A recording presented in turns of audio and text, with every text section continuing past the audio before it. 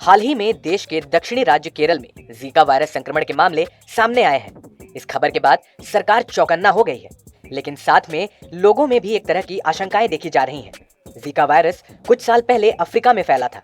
इसका लाइलाज होना और इसका टीका अभी तक विकसित नहीं हो पाया है। लेकिन यह कोविड-19 की तरह जानलेवा भी नहीं है। फिर भी पहले से ही कोविड-19 महामारी से जूझ रहे देश में इसको लेकर चिंता होना स्वाभाविक है। लेकिन यह जानना बहुत जरूरी है कि यह संक्रमण कितना खतरनाक है, यह कैसे फैलता है और इसके बचाव के लिए कौन सी जरूरी कदम उठाने चाहिए।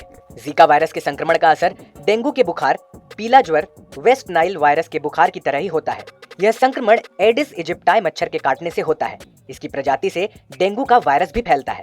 यह संक्रमण प्रमुख रूप से इस मच्छर के काटने से ही होता है, लेकिन यह गर्भवती मां से बच्चों में भी आ सकता है। वैसे तो यह संक्रमण किसी को भी हो सकता है, लेकिन इसका जोखिम सबसे ज्यादा गर्भवती महिलाओं को ही होता है। इसके अलावा असुरक्षित यौन संबंध बनाने से भी यह संक्रमण फैलता है।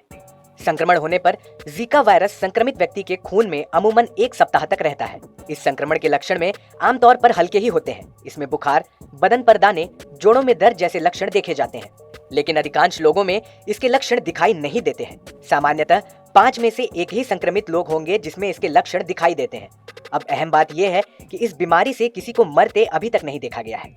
बेशक जीका वायरस का कोई इलाज नहीं निकला है। कई दशक से दुनिया में मौजूद यह वायरस सबसे पहले 1947 में युगांडा में पाया गया था। इसके बाद साल 2015 में ही मध्य और दक्षिणी अमेरिका में सबसे बड़ी संख्या में इसका संक्रमण पाया गया था। लेकिन इसका सबसे ज्यादा प्रभाव गर्भवती महिलाओं और उनके पैदा होने वाले शिशुओं में देखा गया। जीका वायरस के साथ कुछ बहुत ही कम होने वाले गंभीर नतीजे देखने को मिले हैं, जो उसका खौफ पैदा करते हैं। यह कुछ मामलों में गगुइलाइन बैरे सिंड्रोम से पीड़ित कर सकता है, जो इंसान के नर्वस सिस्टम को कमजोर करने वाली असामान्य बीमारी है, जिसमें हमारे शरीर के प्रतिरक्षा प्रणाली खुद ही तंत्रिका कोशिकाओं को नुकसान पहुंचाने लगती है, जिससे मांसपेशियों में कमजोरी से लेकर लकवा तक हो सकता है। इसमें भी कम मामलों में इस बीमारी का असर दिमाग पर होता है, जिसे स्पाइनल कॉर्ड या दिमाग में सूजन आ सकता है, या खून में विकार आ जाता है, जिससे खून का बहना या खून का धक्का तक लग सकता है।